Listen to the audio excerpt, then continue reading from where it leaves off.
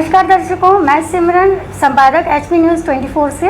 आज हम मुलाकात करने आए हैं बहुत ही अनुभवी डॉक्टर जो कि डाइटिशियन हैं, डॉक्टर सारिका श्रीवास्तव जी से। सारिका जी, आपका स्वागत है।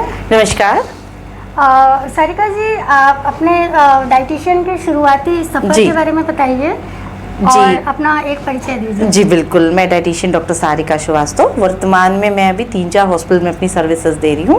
मैं पहला जानी वुमेन हॉस्पिटल में, अशोका सुपर स्पेशलिटी हॉस्पिटल में एज ए डाइटिशियन काम कर रही हूँ। शंकर नगर में लोटस क्लिनिक में हूँ। लाइफ स्टाइल क्लिनिक पंड्रिक में हम निःशुल्क सेवाएं देते हैं। इसके अलावा ऑन कॉल में बहुत सारे हॉस्पिटलों में विजिट करती हूँ और साथ ही साथ में मैं ऑनलाइन भी कंसल्टेंट हूँ, जिसमें हम बाहर के भी पेशेंट्स को लेते हैं।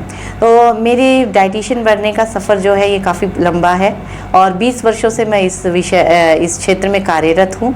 और इस बीच मैंने कई सारे पेशेंट्स हैंडल किए। हम वेट लॉस, वेट मैनेजमेंट, सभी प्रकार के पेशेंट को हैंडल करते हैं। साथ में सभी प्रकार के क्लिनिकल इश्यूज़ पे भी मैं डाइट करती हूँ और साथ ही साथ में मैं इनफर्टिलिटी रिलेटेड भी पेशेंट को हैंडल करती हूँ।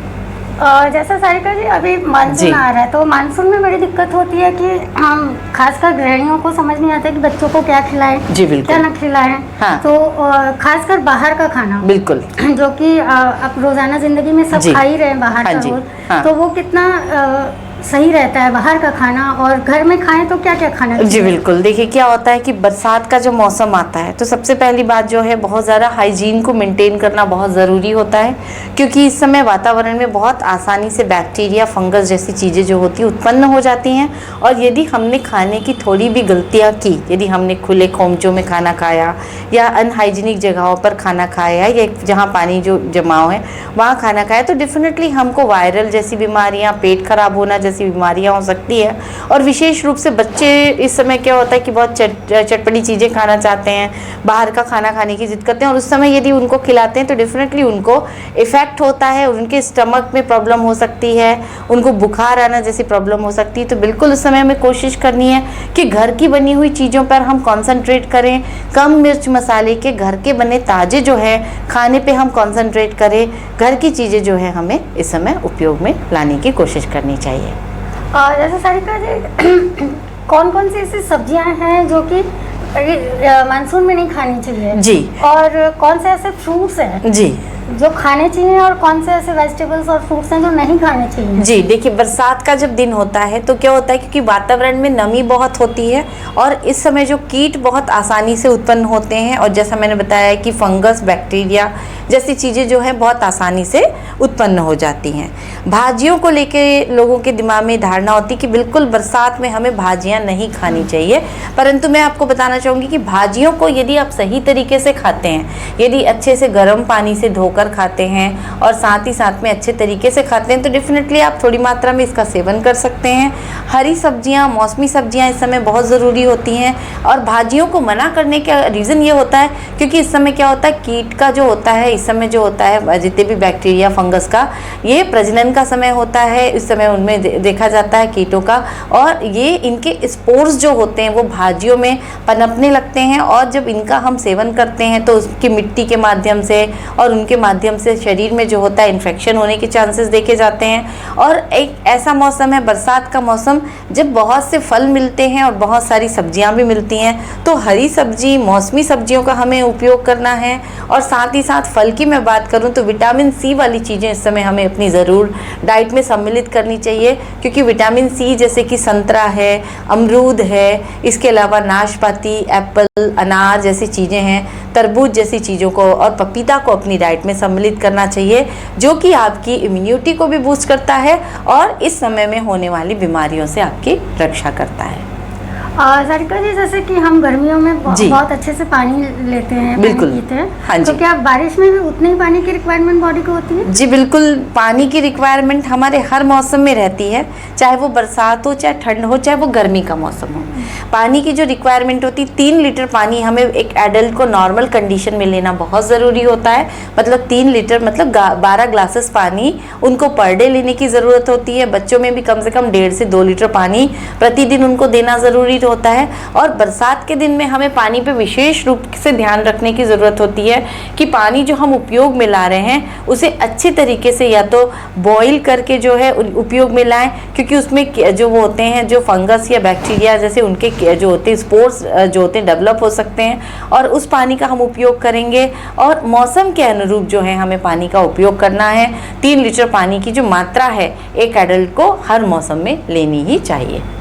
सारिका जी, जैसे कि आजकल बच्चे आपको पता ही होगा कि मोमोज और चाइनीज पकौड़े और ये सब बहुत शौक से खाते हैं जी। तो बारिश वैसे तो हानिकारक है ये मेरे हिसाब से, तो क्या बारिश में इसका मतलब कितना हानिकारक होता है बच्चों को? जी बिल्कुल, देखिए क्योंकि जिन चीज़ों के बारे में आपने मैम पूछा मुझसे, ये निश्चय ही हमारे स्वास्थ्य पे बहुत जो है बुरा प्रभाव डालने वाले होते हैं, क्योंकि मोमोज वगैरह जो हैं जो यदि कि बनते हैं वो मैदे से बने होते हैं, और मैदा हमारे गट हेल्थ के लिए बहुत नुकसानदायक होता है। आपने ग्लूटेन के बारे में सब दर्शकों सुना ही होगा, तो ग्लूटेन हमारे स्टमक में जाकर या हमारे इंटेस्टाइन में जाकर चिपक जाता है और वहाँ से हमारे लिए गैस या कॉन्स्टिपेशन जैसी स्थिति उत्पन्न करता है। तो बिल्कुल ही इस समय क्या हर मौसम में बच्चों को हमें हेल्दी डाइट की तरफ मोटिवेट करना चाहिए। बाहर के खोमचे के खाने या जितने भी फास्ट फूड, जंक फूड या चाइनीज़ फूड या इस तरीके की चीज़ें हैं उनके सेवन से बच्चों को रोकना बहुत ज़रूरी होता है इस समय। और विशेष रूप से बरसात के दिनों में इन चीज़ों का सेवन करते हैं तो निश्चय ही होता है कि ये हमारे स्वास्थ्य पर प्रभाव डालने वाले होते हैं, और इसके दुष्प्रभाव से हमारे पेट में तकलीफ हो सकती है, पेट में दर्द होना या लूज मोशन होना जैसी समस्याएं या वायरल इन्फेक्शन जैसी समस्याएं जो होती हैं वो इस समय देखने को मिलती हैं। तो बिल्कुल बच्चों को आप प्रेरित करें कि वो घर का बना हेल्दी और ताज़ा खाना खाएं। जैसे कि सारिका जी देखा गया है कि बारिश आते ही सबसे पहले दिमाग में आता है चाय और पकौड़े। बिल्कुल मैम। तो चाय और पकौड़े कितना हेल्दी है खाने के लिए कि जी खाना चाहिए? देखिए बरसात के दिन में वाकई गरम गरम चीज़ें कुछ मिल जाए, सबको लगता है कि कुछ चाय का क्रेज़ तो सबको होता है, और चाय आप किस तरीके की ले रहे हैं उस पर भी निर्भर करता है। यदि आप अपने स्वास्थ्य के अनुरूप, यदि आप शुगर के पेशेंट हैं तो कोशिश करिए बिना शक्कर की चाय लें। नॉर्मल कंडीशन में 1 या 2 या 3 कप चाय आप नॉर्मल ले सकते हैं, परंतु बहुतायत में यदि चाय लेंगे तो वो आपके वेट बढ़ाने वाला होगा, साथ ही साथ में आपको डाइजेशन रिलेटेड इश्यूज कर सकता है। तो हर्बल टी जो होती है इस समय के मौसम की बेस्ट होती है ना, क्योंकि आपके इस समय क्या होता है बरसात के दिनों में गला खराब होना और जैसे जो होती है सर्दी होना जैसी समस्याएं होती हैं, तो इस समय हम हर्बल टी का उपयोग कर सकते हैं। जैसे कि हम अदरक वाली चाय का उपयोग कर सकते हैं, गुड़ वाली चाय का उपयोग कर सकते हैं, साथ ही साथ में हम दालचीनी जैसी चीज़ों का हम उपयोग कर सकते हैं। और पकोड़े वैसे सभी के फेवरेट होते हैं, पर अपनी हेल्थ को ध्यान में रखते हुए वंस इन अ वाइल आप बिल्कुल ले सकते हैं, पर यदि रेगुलर रूटीन पे लेंगे तो निश्चय ही वो आपके स्वास्थ्य पर बहुत ही बुरा प्रभाव डालने वाले होंगे। जैसे बारिश होते ही बच्चे तो भागते हैं बाहर, और कई बार बड़ों का भी मन होता है कि भीगें। जी। तो भीगने के बाद फिर बुखार सर्दी ये तो होता है, तो उसके लिए कोई घरेलू उपाय बताइए। जी बिल्कुल, क्योंकि बरसात का मौसम सबका प्रिय होता है। विशेष रूप से यदि मैं बच्चों की बात करूं तो हर बच्चा ऐसा होगा कि जो बरसात में भीगना चाहता होगा, और पुडल्स में पैर मारना बच्चों को अच्छा ही लगता है। पर जब बरसात में जब भीगते हैं तो उसके बाद हमें ध्यान रखने की ज़रूरत है कि जो बरसात के पानी से निकलकर जब आते हैं तो हम हल्के कुनकुने पानी से नहाएं। बच्चों को भी इस बात के लिए प्रेरित करें। और यदि किसी तरीके से आपका गला खराब हो रहा है या फिर आपको किस तरीके का बुखार सर्दी जैसी समस्याएं हो रही हैं, तो उस ड्यूरेशन आपका जो खान पान बहुत नियंत्रित होना चाहिए। Fast food, junk food, Chinese food जैसी चीज़ों से आपको बिल्कुल तौबा करनी है। तली भुनी चीज़ों से आपको तौबा करनी है। दलिया, खिचड़ी, सूप जैसी चीज़ों को आप अपनी डाइट में सम्मिलित करिए। फल को सम्मिलित करिए, मौसमी सब्जियों को अपनी डाइट में सम्मिलित करिए। और यदि गला खराब हो रहा है तो घरेलू काढ़ा जो होता है इस मौसम के लिए बहुत ज़रूरी होता है। जैसे कि मैं आपको एक काढ़ा बताना चाहूँगी जो कि पर प्रेग्नेंट लेडीज़ नहीं ले सकती ये काढ़ा, तो इस बात का ध्यान रखना है। कुछ विशेष स्थितियों को छोड़कर नॉर्मली जैसे कि आप दालचीनी, अदरक, लौंग, तुलसी, काली मिर्च और साथ ही साथ में आप ये सब चीज़ों को पानी में डालकर जब आप बॉईल कर लेते हैं और इसका काढ़ा शहद में मिलाकर लेते हैं तो निश्चय ही आपको इस समय बरसाती जो बीमारी होती है उससे, गले की बीमारियों से छुटकारा दिलाने में बहुत अधिक मददगार होते हैं। और क्या मैम ऐसा होता है क्या कि बारिश में शायद ज़्यादा हेयर फॉल होता है? जी कि ये मिथ है? कौन से बरसात के सीजन दिन में देखिएगा, ठंड का दिन एक ऐसा मौसम होता है कि जब हेयर फॉल बहुत ज़्यादा देखा जाता है। इसका रीज़न ये होता है क्योंकि हमारे स्कल ड्राई होने लगते हैं और हमारी जड़ें कमज़ोर होने लगती हैं, इसलिए ठंड के दिनों में जो होता है हेयर फॉल सबसे ज़्यादा होता है।